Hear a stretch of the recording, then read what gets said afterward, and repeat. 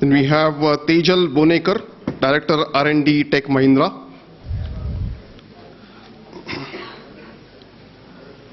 Then we have Gauri Gokhale again from partner Nishit Desai Associates. And Sandeep Godbole, Deputy General Manager Information Security Sintel. So just to introduce these panelists, first is Ajit Petkar, who is the CTO and CR Zensar Technologies.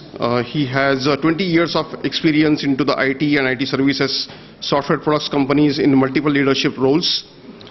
He has vast experience in working with global customers and deep technology expertise. And before his current role, he was also Assistant VP Delivery Head in Zensar itself from March 2013 till now. And from the educational background perspective, he is an electronics engineer from the University of Pune. And we have the Rajiv Jorapur, who is a CIO Bajaj Auto. He's a VP Bajaj Auto from 2013. Before that, he was heading IT Mercedes-Benz India Private Limited from 2007 to 2013. He is a IIT Mumbai graduate into chemical engineering. Then we have Tejal Bonekar, who is the Director R&D at Tech Mahindra. She has 15 years of IT experience in banking and telecom. And then we have Gauri Gokhale, who is having 17 years of legal experience and well-known in technology, media, entertainment, gaming, telecom, and pharma industries. Her also expertise into intellectual property rights and partner at NDA leading India law firm. And then we have Sandeep Godbole, who is associated with Sintel, also the past president of Isaca Pune chapter, also a member of India Task Force for Isaca, and various certifications he has back from the information security perspective. He was the Asia Pacific topper for the CISM certification of Isaca, and he is also going to drive and conduct this panel discussion. So without consuming much time, Sandeep, over to you. So how much time do we have? So I think you can break at 4 o'clock. Okay, so it's fair. Yeah. Okay. Thank you. Over to you, Sandeep. Yeah.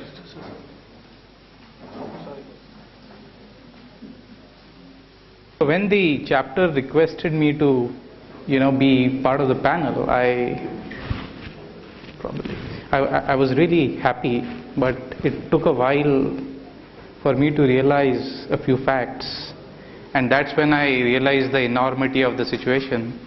This panel was going to be in Pune, and 3 of the 4 panelists were also going to be from Pune. So it's, that's when I realized why probably Isaca Pune chapter chose one of its own to be part of the panel. So it's been a great day, and what makes it great is there are a lot of ideas that have been expressed. And our panel will try and build upon those ideas. In the morning, Dr. Anand Deshpande spoke a lot about user experience driving a lot of digital initiatives, mobility initiatives, and which found a resonance in what we just saw with respect to SAP.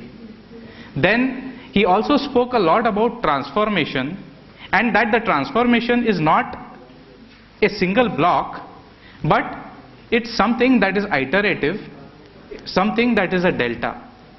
Because for this small change that you see on the top, there is a huge iceberg that lies below the sea. And that iceberg is what basically is IT infrastructure. And though I may want to change the entire IT infrastructure in a day, that's not going to be very easy. It's not going to be possible. And fortunately, we have here people who are in a CIO, CTO positions, and they do understand the pain when the senior management comes, they look at some fancy app like this in some conference and say that, hey, from tomorrow I want that.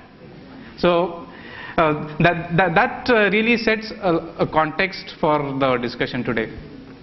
Just to take a scan on the environment of the day, do you know what's the world's population? 7 billion. And that's precisely the number of mobile connections that exist in the world today. So we are staring at a scenario where I know subscriptions and subscribers are different variables, but we see a scenario where every person is almost mobile. Probably we are the first generation who has moved from no access to unfiltered information to all the information in the world on my palm top.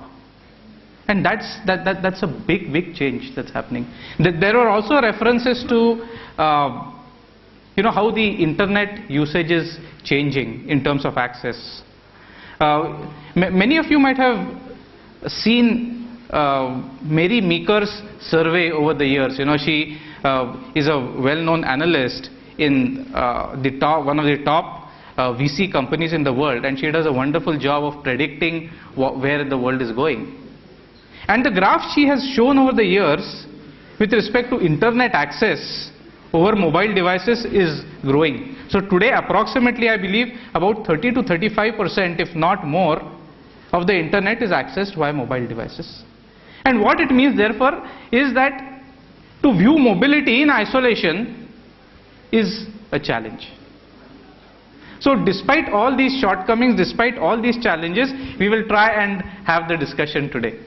And what I would suggest is, I would request all the panelists to give their opening remarks for a minute or so. I had promised you 2 minutes incidentally, but since we are cut down to 40 minutes, I am requesting you to be as brief and provide your perspective on the topic today.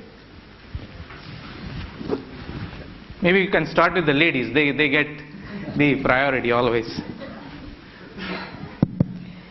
So I'll give you a lawyer's perspective. Basically, our challenge is that clients look at us that assuming that we have answers, and today the difficulty is every new technology is bringing itself with itself a new legal and tax issue. So we are constantly faced with this scenario, and give you one simple example. Some of you may already be aware of the do not disturb regulations that we have by the Telecom Regulatory Authority of India.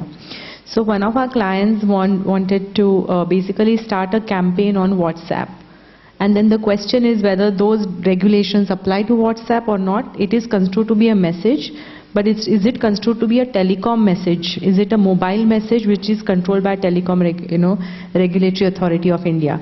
So these are the challenges we are being faced every day, and you are the ones who are creating those challenges for us.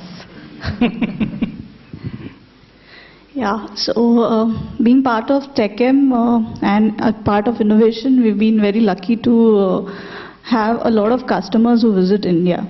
And one of the challenges that we in innovation have is every year that this customer visits, we have to make sure we don't show him the same innovation again and again. So it's really challenging. I mean, what kind of innovation would you show to a manufacturer vis-a-vis a healthcare provider, vis-a-vis a bank or a telco operator?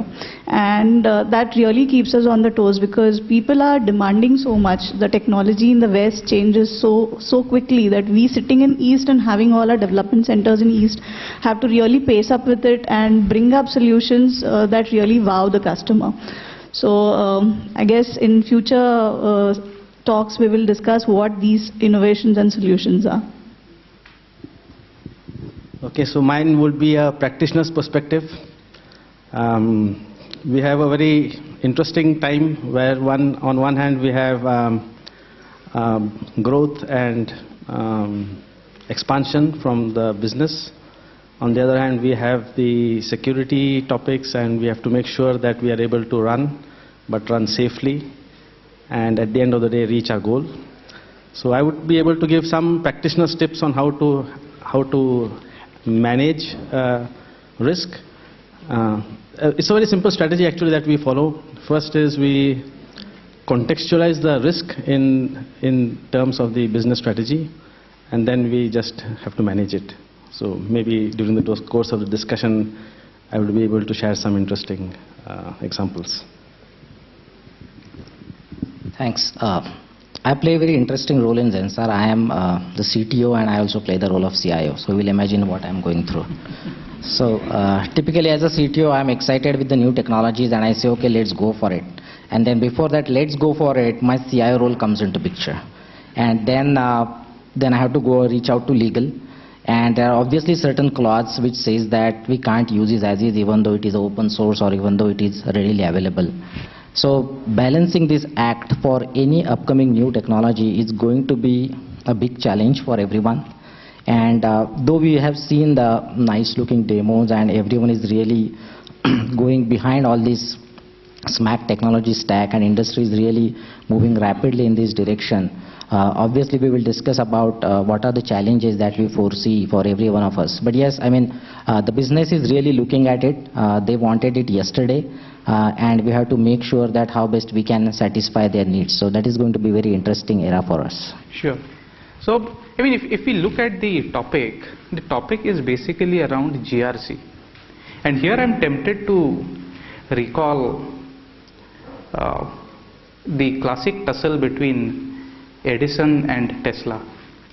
So all of us know that Edison said that he spoke about 99% perspiration and 1% inspiration. And Tesla had a very different view. Tesla at different points in his time was an admirer, co-worker and a critic of Edison. So he made a very different point saying that had Edison known a bit of theory, he would have been much more successful in his job rather than the effort he spent in. The words he used was that he went about his work with the diligence of a bee, looking after straw when searching for a needle in a haystack. So it would be useful for us if we understand a bit of theory and what do we mean by governance.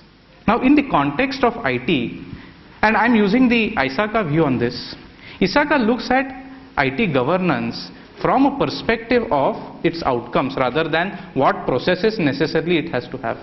So at a high level, governance is about maximizing value when minimizing risk.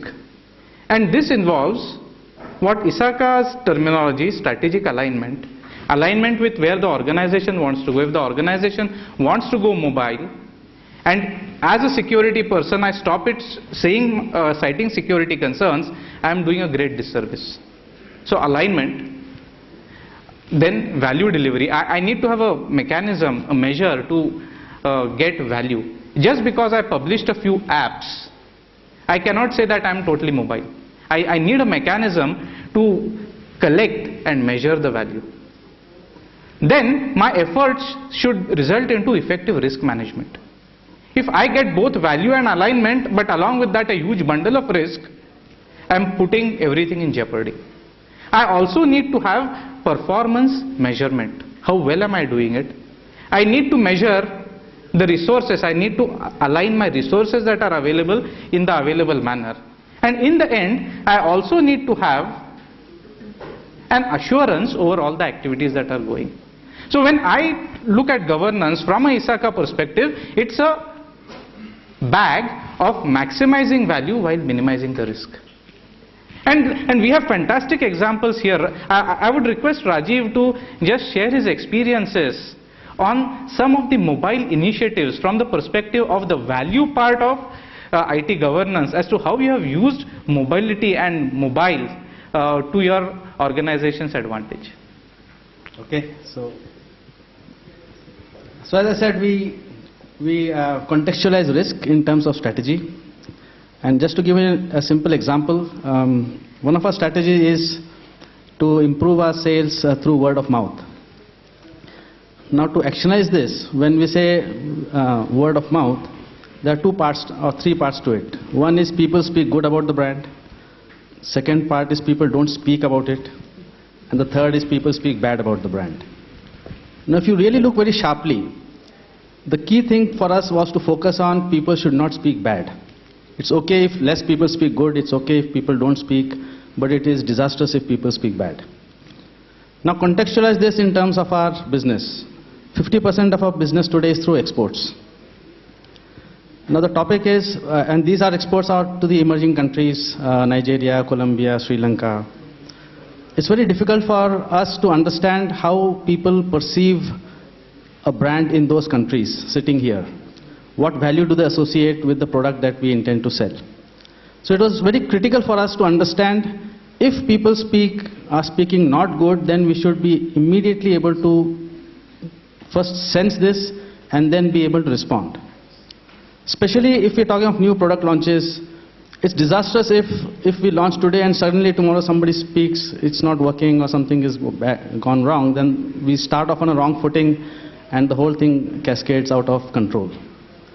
So we had a simple innovative solution. Okay, let's equip our field service guys with some way where the moment they see a vehicle being brought for problem or for any fault which the customer is complaining, send it back to headquarters and we are able to sense it quickly. Looks good. Now what is the flip side of it? Just imagine this information in the hands of our distributors. Now these distributors are not wedded to Bajaj. So if a distributor understands a problem or understands the frequency of these, let's say, product malfunctions, the potential misuse of this can be disastrous. You can always sell it to anybody, a competitor. Now as a practitioner you have to execute this as well as you have to handle risks. So these are some of the, let's say, core challenges, and we have been able